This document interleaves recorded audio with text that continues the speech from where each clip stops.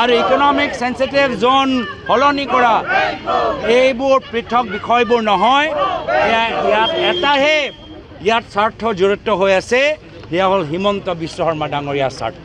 তেওঁ গোটেই অসম আৰু বিশেষকৈ আমাৰ কাজিৰঙাৰ কাৰ্বি আংলঙৰ পাহাৰবোৰ আদানীলৈ সমঝাই দিবলৈ বিচাৰিছে। গৌৰৱ গগৈ ইমান এজন অকমান্য মানুহ, আচলতে তেওঁ মানে আপোনাৰ জোনটো কি সেইটো ইকনমিক জোন কৈ আছে তেওঁ, আৰু তেওঁ সেইখনে সাধাৰণ জ্ঞান নাই। আগত তেওঁ ইয়াত আন্দোলন কৰিব আহিছে, তেওঁ সেইবোৰ কথা নাজানে, কাজিৰঙা ৰাইজৰ দুৰ্দশাৰ কথা নাজানে। তেওঁ ইক' চেনচিটিভ জোন নে ইকনমিক জোন তাকেই বুজি পোৱা নাই। তেওঁৰ যিটো জ্ঞানৰ পৰিসৰ, এই পৰিসৰ এই আন্দোলনৰ থ্ৰুৱেদি কাজিৰঙাবাসী ৰাইজে বুজি পাইছে। তেওঁক কাজিৰঙাবাসী ৰাইজে কেতিয়াও সমৰ্থন নকৰে। ইক' চেনচিটিভ জোন 1 কিলোমিটাৰ কৰাটো আমি মাননীয় মুখ্যমন্ত্ৰী মহোদয়ক ধন্যবাদ জনাইছোঁ।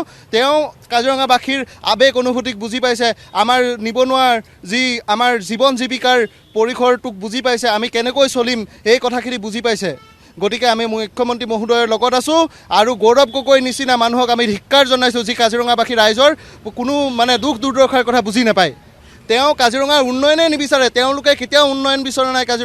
কাজিৰঙাখনৰ ৰাইজে দুৰ্ভোগ ভুগি থকাটোৱে তেওঁলোকে সদায় বিচাৰে। গৌৰৱ গগৈৰ যি নেকি ধৰিলে 10 কিলোমিটাৰ কৰা যিটো তেওঁৰ আন্দোলন, এই আন্দোলনত আমি গৰিহণা যোগাইছোঁ। আৰু আমি কাজিৰঙা যুৱক হিচাপে, কাজিৰঙা স্থানীয় মানুহ হিচাপে আমাৰ যি দুৰ্দশা, এই দুৰ্দশা যাতে আমি ভুগিম সেই বস্তুটো আমি অতি অনুভৱ কৰিছোঁ। গতিকে আমি গৌৰৱ গগৈ একেমুখে ধিক্কাৰ জনাইছোঁ আৰু গৌৰৱ গগৈ গৌবেগ বুলি আমি ধন্যবাদ জনাইছোঁ। গৌৰৱ গগৈ ইমান এজন অকমান্য মানুহ, আচলতে তেওঁ মানে আপোনাৰ জোনটো কি সেইটো ইকনমিক জোন কৈ আছে তেওঁ, আৰু তেওঁ সেইখনে সাধাৰণ জ্ঞান নাই। আগত তেওঁ ইয়াত আন্দোলন কৰিব আহিছে, তেওঁ সেইবোৰ কথা নাজানে, কাজিৰঙা ৰাইজৰ দুৰ্দশাৰ কথা নাজানে। ইয়াত আমি যদি এটা ঘৰ বনাবলৈ মাটি ৰেজিষ্ট্ৰেশ্যন কৰিব লাগে, কিমান ফৰেষ্টৰ পৰা NOC ল'ব লাগে। গৌৰৱ গগৈ ইয়াত আহিছে, কিন্তু গ্ৰাউণ্ড ৰিয়েলিটি একো নজনাকৈ আজি ক'বলৈ আহিছে বোলে ইয়াত বোলে ইকনমিক জোন, যোনটো হৈছে চেনচিটিভ জোন বুলি ক'ব লাগে, সেইটো ইকনমিক তাৰ একো মানে জ্ঞানৰ একো হেৰিয়ে নাই। সেইটো মানুহে আজি সপোন চাইছে CM হ'ব, অসমখন চলাব, তাৰ নিচিনা মানুহক আমি ধিক্কাৰ দিছোঁ।